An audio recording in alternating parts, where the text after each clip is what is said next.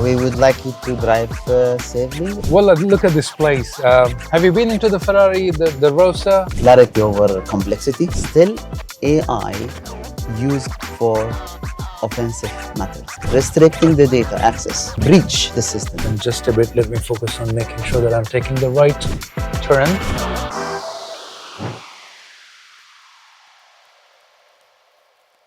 Ladies and gentlemen, welcome to the Boardroom Drive. I'm right here at the beautiful backdrop of Ferrari World in the heart of Abu Dhabi.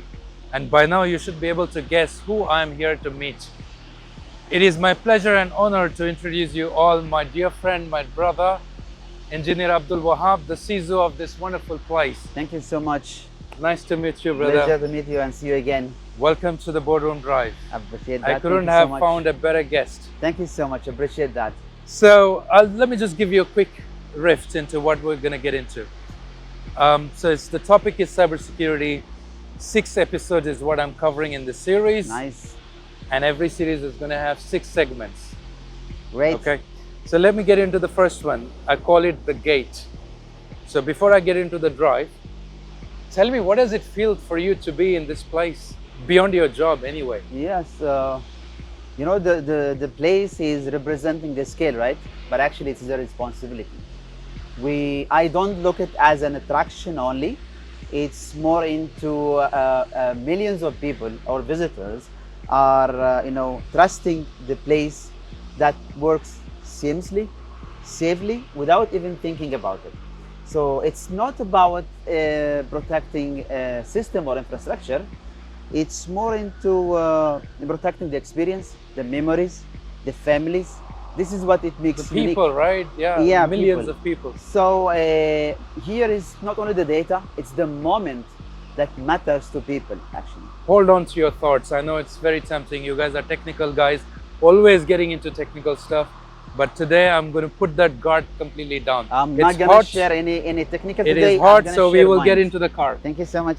Welcome to Off Script on Drive. All right, so we ready to go driving with me? Yes, let's go. Let's move. Don't be scared. Let's share our... I do get some fines sometimes, but not all the time.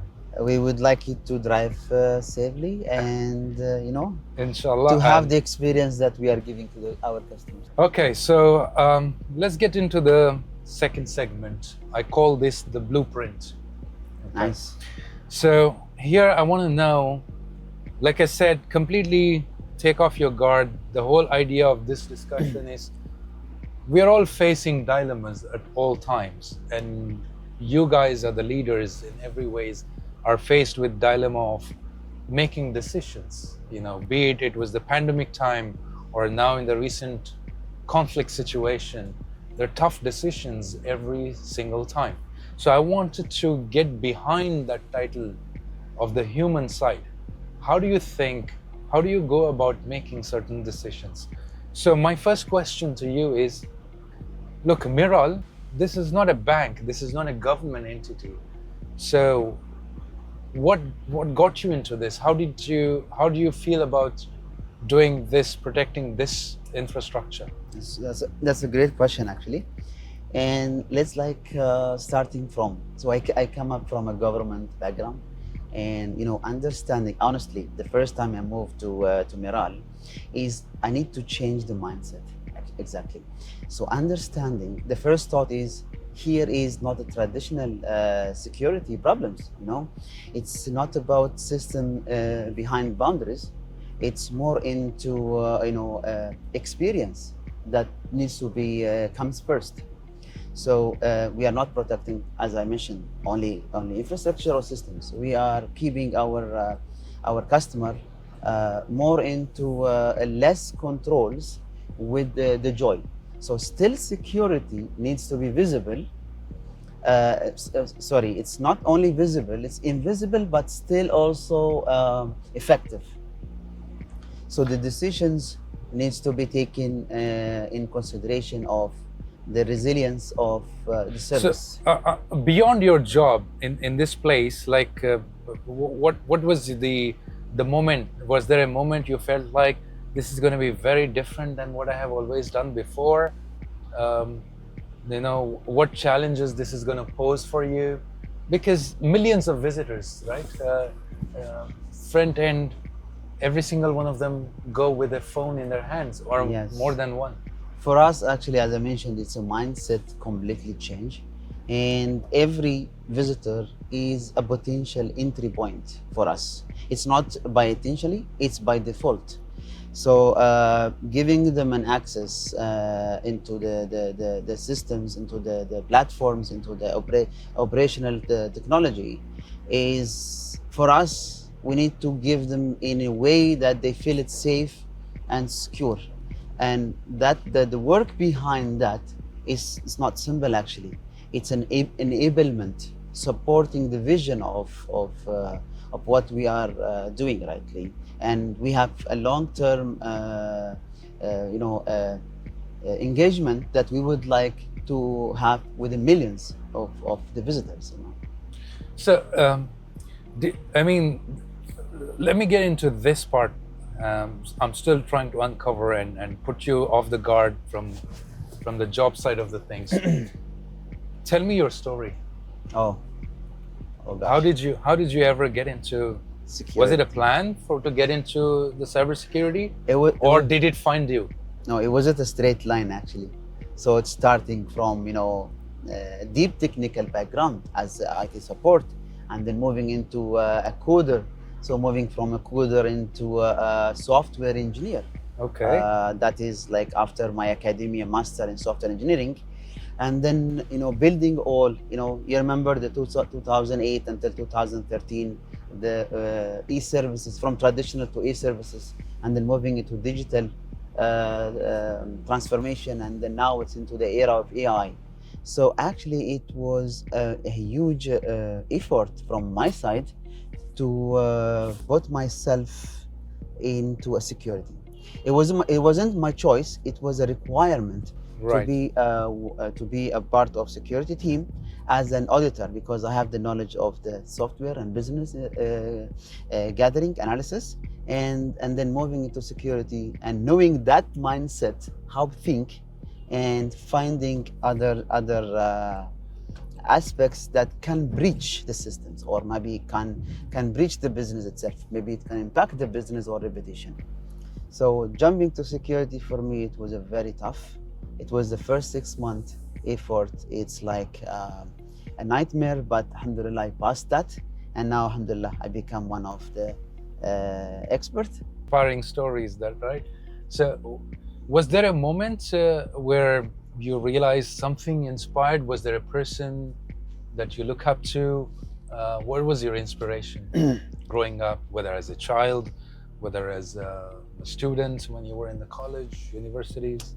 See, in the field of the domain cybersecurity, our leader in cybersecurity, Dr. Mohammed Al-Kuwaiti, so he's inspiring us in multiple, speech or in multiple initiatives. So that is actually an inspire to follow, and providing a payback to the country, and within taking care of the security actually.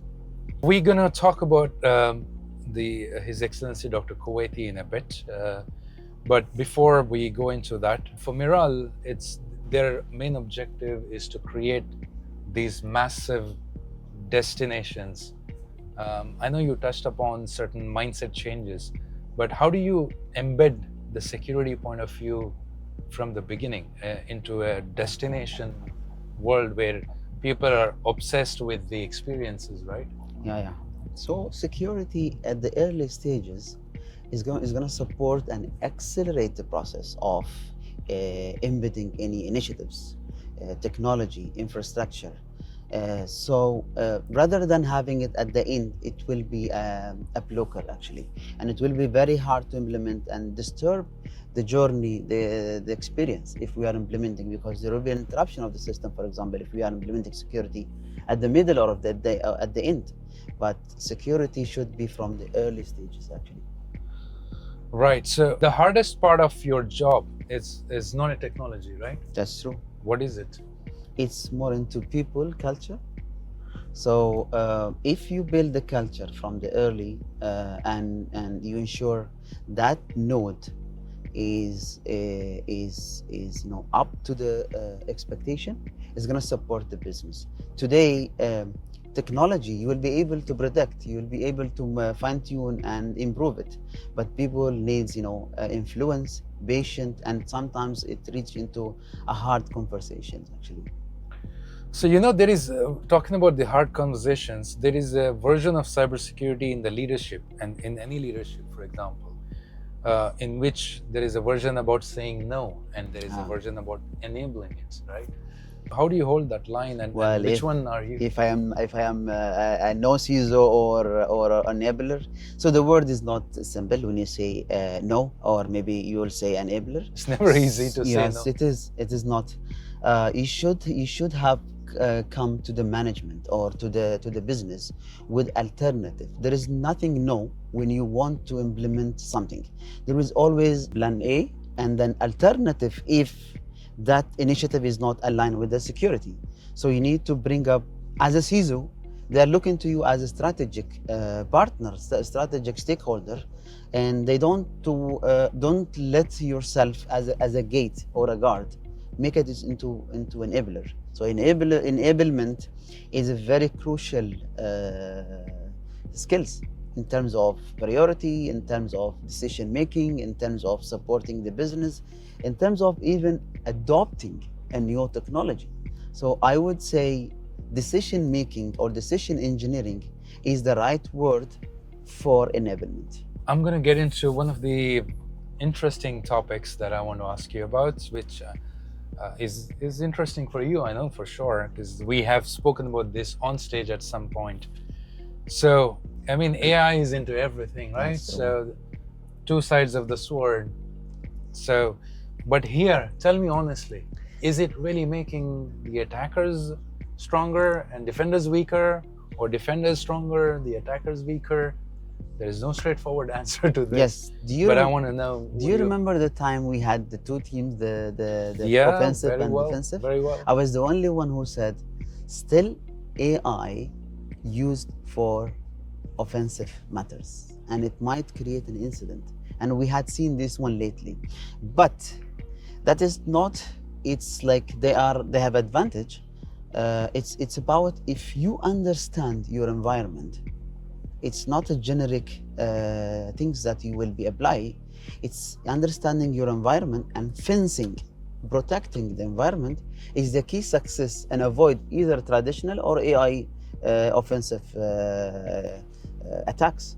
So still they are smart, the attackers, because they don't have restriction, they don't have any governance. But from our end, we have a design, let's say security by design, governance by design. This is a supportive guardrails for us, and then you need to understand and fine-tune your environment where you can proactively stop that type of attacks. What do you think are most people wrong about this? Is there a misconception wrong about in terms of AI, with the AI versus AI generic misconceptions? Or what do you think the people are mostly wrong about? No, people are always afraid of having an early adoption of AI because they don't know behind scenes what is going on. But business require that, right? So you need to have the guardrails of understanding whether it is an end user, or it is an agentic, or maybe it is an LLM's generative AI. So understanding this one and applying the right guardrails about restricting the data access, having the right approach of giving the people either enterprise or non-enterprise access to the generative. We cannot stop anyone at the moment from AI. We need to support this one, and we need to align with the business. So the wrong is, do not stop it, adopt it, but study it well, and make your controls properly to support the business itself. I'm going to get into the next segment now. So in this segment, it's called the behind the lights. Okay, so this is where we're going to focus about the some of the challenges, the hard talks, right? So the UAE, we talked about His Excellency Dr. Kuwaiti. Yes. So 5 years ago, it was in an entirely different place. Today, in the World Cybersecurity Index, we are number 1. That's true. A great leadership, right? From the place where you're sitting, how do you see the responsibility being an enabler of this ecosystem? So How do yes. you see that So responsibility? ambitious comes always with exposure, right? So security, not only security, even in advances, technology comes with an attraction to target you. So UAE has advantage in multiple initiatives related to the security, related to the regulation, and Dr. Al-Kuwaiti is supporting the all entities, whether it's public sector or private sector, and within the documentations, within the governance, within the support that needs from the government, and it is an enabler for the businesses, whether it is in the domain of security or even in a general business, So keeping them safe by having the right document, the right following the right policies, it's an support and enablement. As a person being part of this ecosystem, what is the thing that gives you most confidence or feeling about where we are headed? We're already, UAE is number 1, but I'm sure there is more to do. Yeah, as we mentioned, we are number 1, all of things, most of the things, rightly, and in terms of digital, in terms of governance, in terms of accreditation and certifications. So this gives us a confidence to move forward, and even to face such a challenges within our controls in places, within from the CSC, from the Cybersecurity Council, or from even the customized policies or the customized requirement within the business itself. Today, let's say about the business related to the customer. So we have our requirement to the customer, and it is supported by standards, supported by governance, supported by regulation, and we need to follow that actually to be safe and away from any penalties or any exposure or any evaluation, right? So this is actually what we would like to share it. So my second question on this is, in this segment, is if you could change something or one thing on how the leaders, cybersecurity leaders, talk about it themselves to the board and to the governance and to the public, what do you think that would be? Security is rarely about technical; it's most about a leadership failure, right?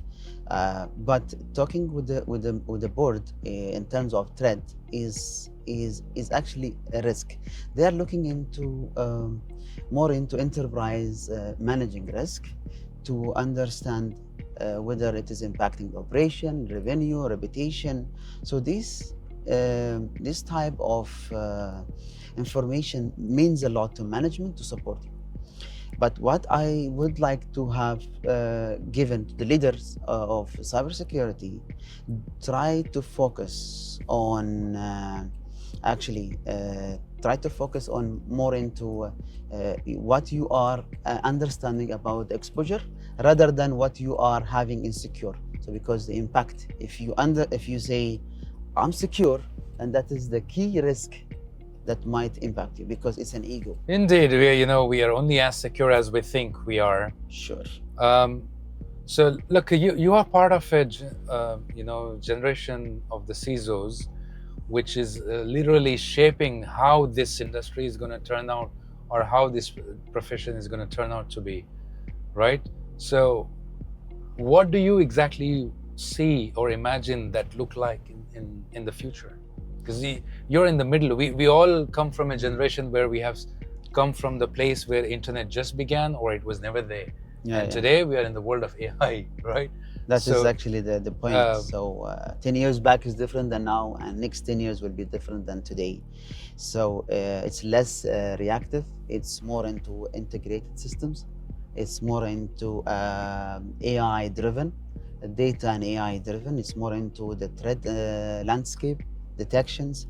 So it's more faster response into the threats actually. So 10 years later will be, it's a massive change that I can imagine based on the changes from the last 10 years. Actually. Well, I don't know how to imagine those 10 years from now We don't know, on. but we can say it's a rapid change. The way how industry is changing, evolving on a daily basis now. It's on a daily basis actually, and we need to very keep hard. up. We need to keep up.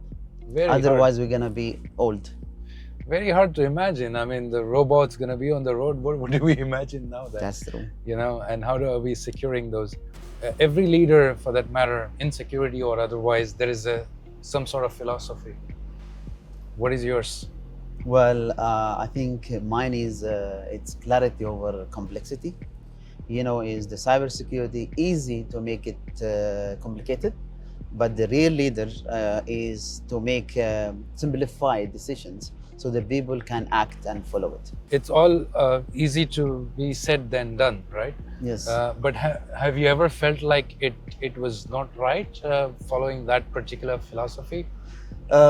See, it is not as simple to say that's always making right, but you need to make it very clear, and you will face the challenges because they would like to do multiple things, and you need to show them the risk, right? So this is the clarity where there is a complicated situations like to implement such a requirement that against, for example, a policy, then you need to fine tune, or you need to embed the risk within the risk register. Indeed. So, okay, now that concludes the Skyview section. I'm going to get into this signature section that I call it the dashboard or the control room, right? So the idea here is we are driving, and we're going to start with life and career and resonate that to our journey. Let me start with the speedometer. How fast or slow are you? No, I'm fast but controlled. But controlled. Just like the Ferrari World, yeah? Yes, but it's controlled. I like that. I like that. So always when we have the control, whether fast or slow, we're gonna make it. But something that we really need is always a fuel tank. So what fills your tank the when motivation it gets is empty? I mean, the purpose, the responsibility, accountability. As a real typical CISO mindset there, responsibility. Yes. The third one is GPS, direction. Which way are you headed? Well, building resilience, without compromising trust. Okay, fourth one, the rear views, the side views. When you look behind in life, do you look back, or what do you take from it? Of course, the early failures is your experience, where you have taught me a lot. Any examples?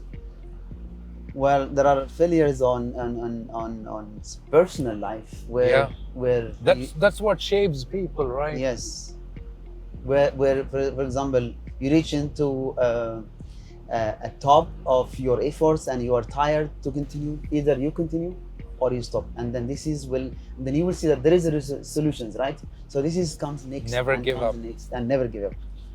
I like it. Okay, so was there ever a blind spot? What is the biggest blind spot? I know in cars the technology has covered the blind spot, but I wish there was one for life. It doesn't exist. Well, no, there is always, because in cybersecurity, trying to resolve things alone is a blind spot. By yourself is a blind spot. You need the team. You need everyone to be aligned. You need to elevate your team. You need to build even leaders, not to be alone.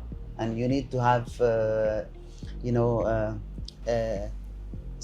assistants, and those are your elevators. Those are your support.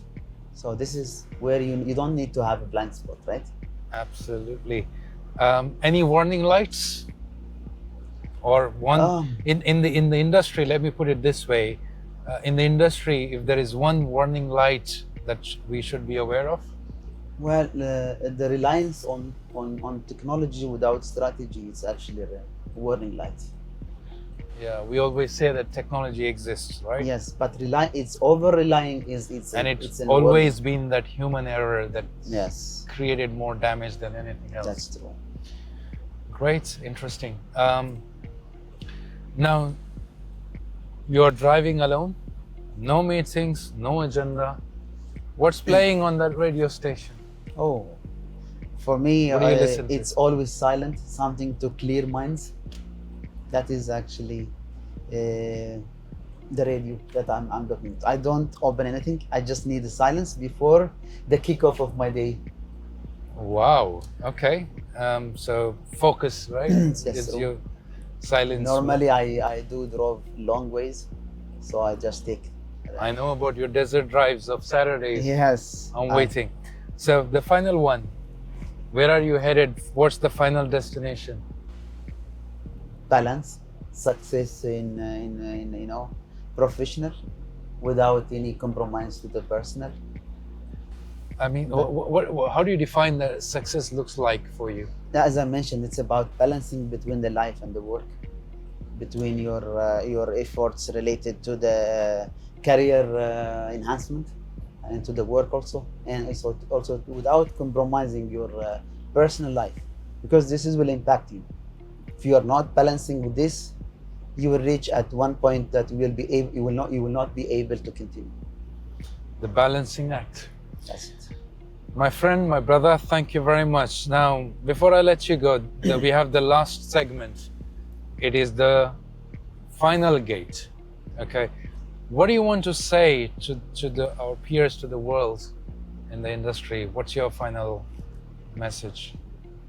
For me, actually, is try to focus on what you understanding and what you are, exposure to, rather than it is like ego that you have all the tools, all everything. So needs to do the assess, needs to revisit all the controls and ensure that is the business is secure, and all of your audience are doing the job in confidence. That's how we protect the families, the children. Everyone is exposed Today, your to these audience days. is your family, your society, your business. So it's all about that. Is there something you want to ask the world to say something about? Tell us about the AI in current state and the future. Everybody wants to know, and everybody feels like they know about it. And we would like to hear it from you guys. Lovely Thank you so talking to much. you. Thank you very much. Appreciate that. It is a Thank you pleasure so to have much. you on the Boardroom Drive, off scripts, on drive. Thank you. Thank you so much. So, ladies and gentlemen, that's it for this episode. That was Engineer Abdulwahab Al Gamhi, the CISO of MIRAL, the beautiful Yas World, the Abu Dhabi, in the heart of Abu Dhabi, the water world, so many destinations. Who do you want the next guest to be? Or take a guess. If you want to nominate, get to follow the Boardroom Drive. Off script, on drive. See you next time.